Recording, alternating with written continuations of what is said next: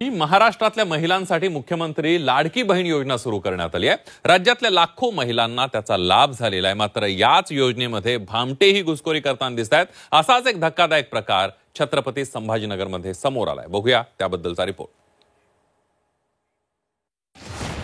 मुख्यमंत्री लाडकी बहीण योजनेत चक्क 12 पुरुषांचे अर्ज। 12 पुरुषांनी महिलेचा फोटो लावून भरला अर्ज।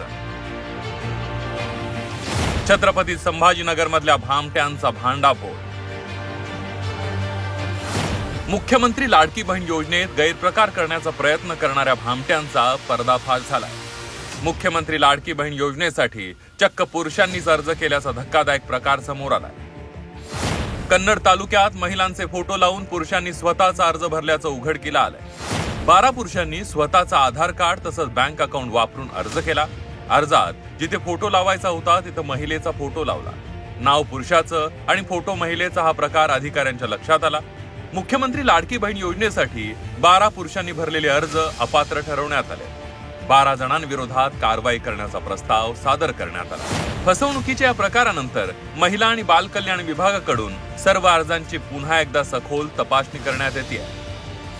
स्क्रुटिनीच्या वेळेस आपण जो फॉर्म आहे तो डाउनलोड करून घेतल्यानंतर जे आधार कार्ड आणि महिलेचा फोटो नाव हे सगळं आपण व्हेरीफाय करतो, त्यावेळेला हा प्रकार उघडकीस आला होता। याबाबत आपण अहवाल मागवलाय ICDSच्या CDPOकडनं। तो आल्यानंतर वरिष्ठ पातळीवरून त्याचं मार्गदर्शन घेण्यात येईल आणि पुढील आवश्यक कार्यवाही करण्यात येईल। या प्रकरणाची चौकशी करून कारवाई केली जाईल असा विश्वास शंभूराज देसाई यांनी व्यक्त केला।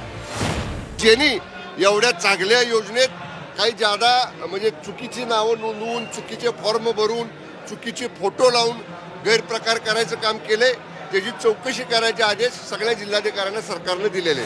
योजना बारगळावी म्हणून हे सगळे प्रकार सुरू असल्याचा गंभीर आरोप शिवसेना प्रवक्ते संजय शिरसाट यांनी केला। त्या काही फॉर्मवर गाढवाचे चित्र, काही ठिकाणी काही आणखीन विचित्र असे चित्र त्यात टाकलेले आहेत, असे फॉर्म असे आलेले आहेत। म्हणून याच्यावर संशय हा विरोधी पक्षाच्या काही लोकांवर जातो निश्चित आहे। आणि ही योजनेमध्ये कसा खंड पडावा किंवा ही योजना कशी बारगळावी असा सुद्धा काहीचा प्रयत्न आहे, परंतु तसं काही होणार नाही। सरकार त्याची पूर्णपणे काळजी घेईल। साताऱ्याच्या महाभागाने काही दिवसांआधीच मुख्यमंत्री लाडकी बहीण योजनेचे 30 अर्ज भरून हजारो रुपये लाटल्याचा प्रकार समोर आला होता। एकच महिला मात्र तिचे 30 फोटो आणि 30 वेगवेगळे आधार कार्ड, याच फोटोंचा वापर साताऱ्याचा भामटा पोपट जाधवने मुख्यमंत्री लाडकी बहीण योजनेसाठी केला। पोपट जाधवचा हा प्रताप खारघरमधील पूजा प्रसाद महामुनी यांच्यामुळे उघडकीला आला होता। मुख्यमंत्री लाडकी बहीण योजनेचे पैसे लाटण्यासाठी वेगवेगळ्या आयडिया करणाऱ्या भामट्यांना थेट अजित पवारांनी इशारा दिलाय। आधार कार्ड तुमचं एकच आहे, पिवळं आणि केशरी रेशन कार्ड तुमचं एकच आहे। आम्ही आधार कार्डशी लिंकअप केले, आमची द्यायची तयारी, द्यायची ताकद आहे। पण कोणी फसवलं तर त्याला जेलमध्ये जाणं